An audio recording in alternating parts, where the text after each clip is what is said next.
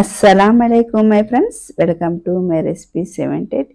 ఇవాళ మన రెసిపీలు చూడబోయేది ప్రాన్స్ మసాలా కర్రీ అయితే చూడబోతున్నాం. ఎంతో టేస్ట్గా కమ్మగా ఉంటుంది. మీరు ఒకసారి తప్పకైతే ఈ ప్రాన్స్ కర్రీ అయితే ట్రై చేయండి. ఎప్పుడైతే వీడియోలోకి వెళ్ళిపోదాం రండి ఫ్రెండ్స్.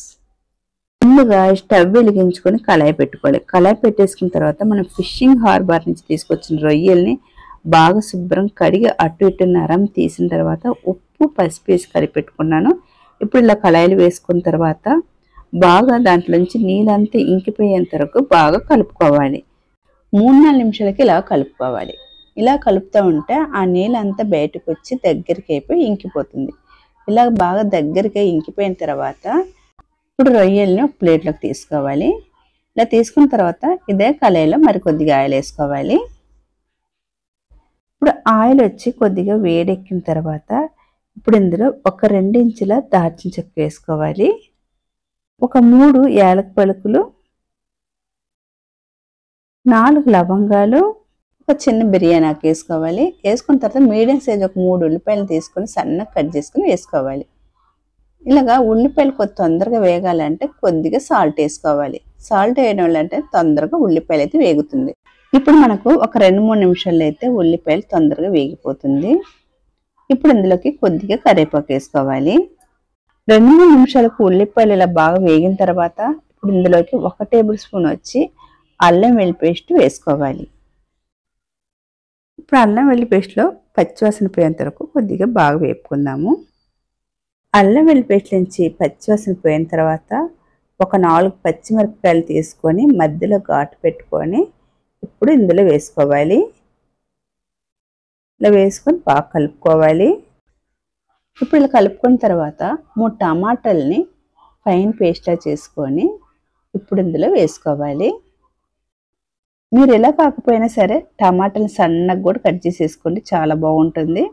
ఇప్పుడు టమాటాల నుంచి ఆయిల్ బయటకు వచ్చేంత వరకు బాగా మగ్గనివ్వాలి. ఇప్పుడు ఈ టమాటాల నుంచి ఇలా బాగా ఆయిల్ పైకి వచ్చిన తర్వాత ఇప్పుడు ఇందులోకి 1 టేబుల్ స్పూన్ వచ్చి ధనియాల పొడి వేసుకోవాలి. 1/2 టేబుల్ స్పూన్ వచ్చి జీలకర్ర పొడి, 1 టేబుల్ స్పూన్ మిరియాల పొడి, 1 టేబుల్ స్పూన్ గరం మసాలా, కారపొడి 1.5 టేబుల్ స్పూన్, 1/2 టేబుల్ స్పూన్ సోంపుడి వేసుకోవాలి. ఇంట్లోనే ఫ్రై చేసి పౌడర్ చేసి పెట్టుకున్న సోంపుడి అయితే వేసుకుంటున్నాను. మీరు కావాలంటే ఆయిల్ వేసినప్పుడు ఒక 1/2 టేబుల్ స్పూన్ సోంపుని అలా వేసుకోండి. ఇప్పుడు ఇలా వేసుకున్న తర్వాత ఇప్పుడు ఇందులోకి ఒక 1/2 టేబుల్ స్పూన్ పసుపు వేసుకోవాలి. 1 నిమిషానికి ఇలాగా బాగా కలుపుకోవాలి. ఇలా బాగా కలుపుకున్న తర్వాత ఇప్పుడు ఇందులోకి ఒక 1/2 గ్లాస్ అయితే నీళ్ళు వేసుకోవాలి. ఇలా నీళ్ళు వేసుకున్న తర్వాత ఒకసారి కలుపుకొని మూత పెట్టుకోవాలి. 1 నిమిషానికి మూత పెట్టుకొని ఉడకనివ్వాలి. ఇప్పుడు 1 నిమిషం తర్వాత మళ్ళీ చూద్దాము. ఇప్పుడు ఒకసారి బాగా కలుపుకుందాము. ఇప్పుడు బాగా కలుపుకున్న తర్వాత ఇప్పుడు ముందుగా తీసి పెట్టుకున్న రొయ్యల్ని వేసుకోవాలి. వేసుకొని ఒకసారి బాగా కలుపుకోవాలి. ఇలా బాగా కలుపుకున్న తర్వాత 1 నిమిషానికి మూత పెట్టుకుందాము. 1 నిమిషం తర్వాత చూద్దాము. ఇప్పుడు ఇందులోకి 1.5 గ్లాస్ అయితే వాటర్ వేసుకోవాలి. మీకైతే గ్రేవీ ఎంత కావాలో అంత చూసుకొని మీరు నీళ్ళు వేసుకోవాలి. మరి నీళ్ళు ఎక్కువ అయితే గ్రేవీ బాగుండదు, కొద్ది దగ్గరగా ఉంటేనే గ్రేవీ వచ్చి చాలా బాగుంటుంది. ఇప్పుడు ఇందులోకి ఉప్పు కారం అంతా సరిపోయిందో చూసుకోవాలి. చూసుకున్న తర్వాత ఇప్పుడైతే నేనైతే సరిపడైతే ఉప్పు వేసుకుంటున్నాను.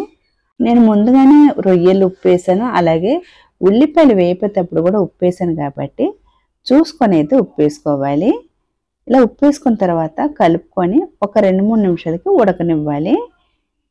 2-3 నిమిషాల తర్వాత చూద్దాము. ఇప్పుడైతే మసాలా ప్రాన్స్ కర్రీ అయితే రెడీ అయిపోయింది. ఇప్పుడు లాస్ట్ అండ్ ఫైనల్గా కొత్తిమీర అయితే వేసుకోవాలి. మీరు ఒకసారి తప్పక ట్రై చేయండి, చాలా బాగుంటుంది. అలాగే మీ ఫ్రెండ్స్ అండ్ ఫ్యామిలీకి షేర్ చేయండి. అలాగే నా రెసిపీ నచ్చితే కనుక లైక్ చేయండి, షేర్ చేయండి, సబ్స్క్రైబ్ చేసుకోండి. చూసి ఎవరైతే ఒక లైక్ అయితే కొట్టండి. బాయ్ ఫ్రెండ్స్, మరొక వీడియోలో మళ్ళీ కలుద్దాం. బాయ్.